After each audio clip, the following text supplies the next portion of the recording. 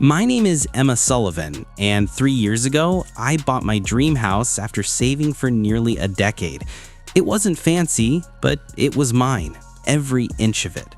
At least that's what I thought until Christmas dinner. We were all seated around the table when my mother cheerfully passed the mashed potatoes and said, "This house will be perfect for Marcus's new start. Emma, you'll need to move out by next weekend." I froze, fork halfway to my mouth. Surely I misheard her. "What did you just say?" I asked, my voice calm even though my pulse was racing. She smiled like she was announcing a party plan. "Marcus needs a place to rebuild after the divorce. You'll manage, you're independent." My father didn't even look up from his plate. "Your brother needs this more than you do. Sometimes family makes sacrifices." I looked at my 35-year-old brother sitting across from me, smirking. Marcus, the golden child. He dropped out of college, failed at 3 businesses, and had just been kicked out by his wife for cheating. Yet here they were, ready to hand him the house I'd worked for. "This is my house," I said.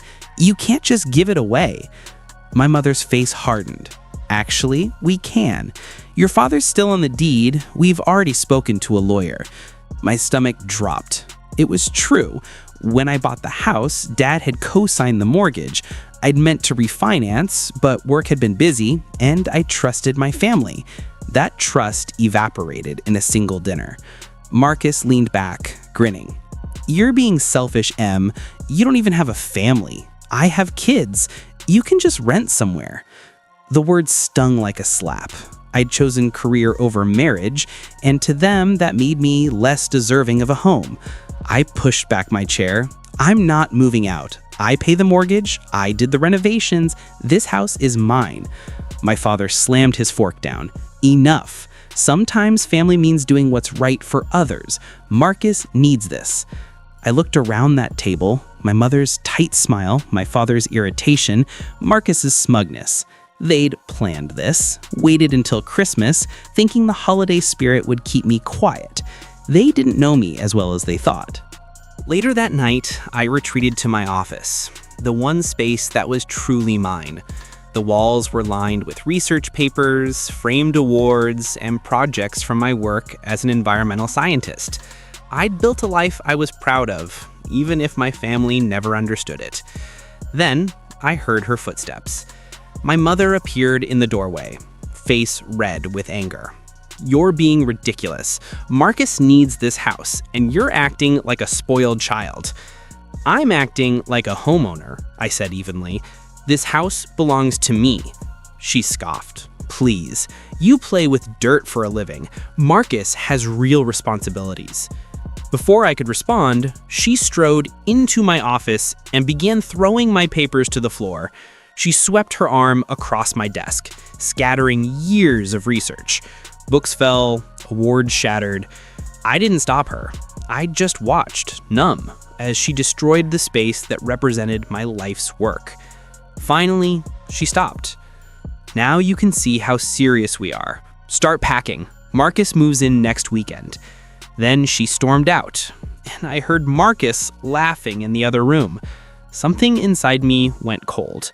They thought they were taking my home. They had no idea what was coming.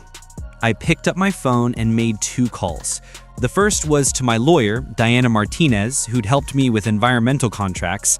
The second, to Mr. Sullivan, my late grandfather's friend and the county records keeper. "Emma?" Diana's warm voice answered. "It's Christmas. What's going on?" "I need you to check the property documents we filed last summer," I said calmly.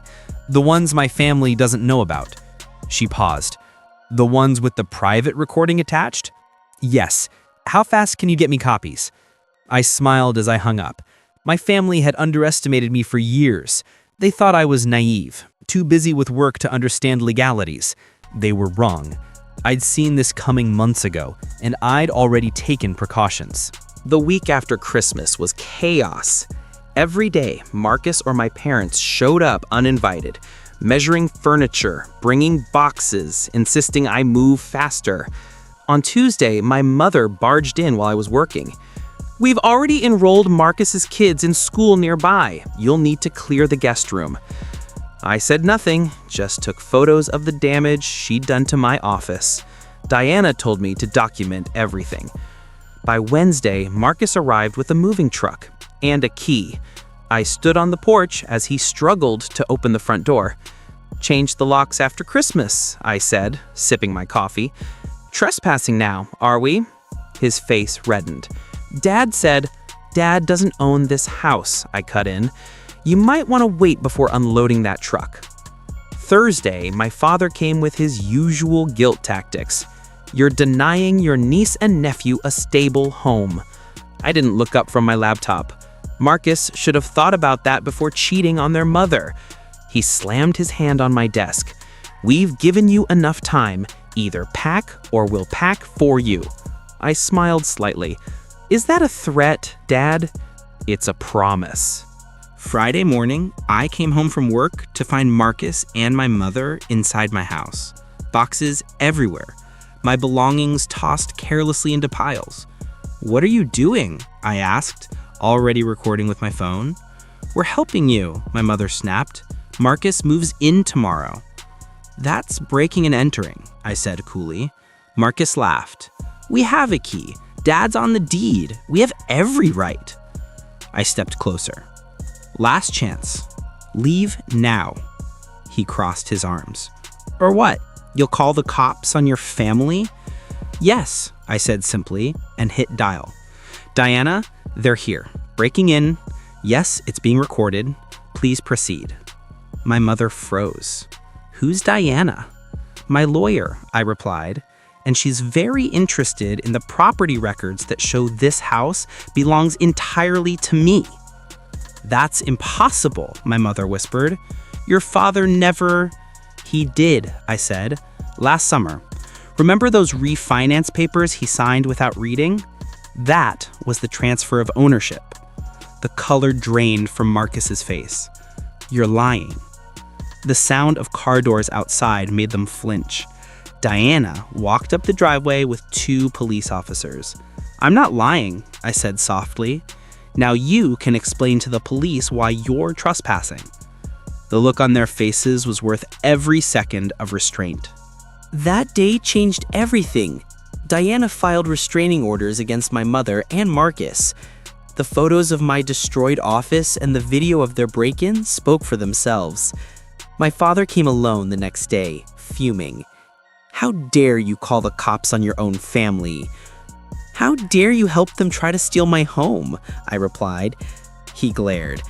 "I signed those papers. You tricked me." "No, you didn't read them. You assumed I was your naive daughter. That was your mistake."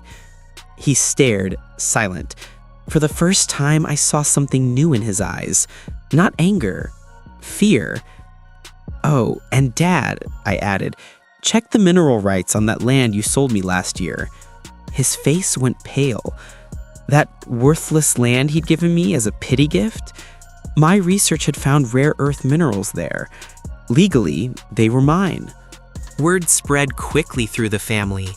Aunts and uncles flooded our group chat, accusing me of cruelty. "How could you do this to your brother?"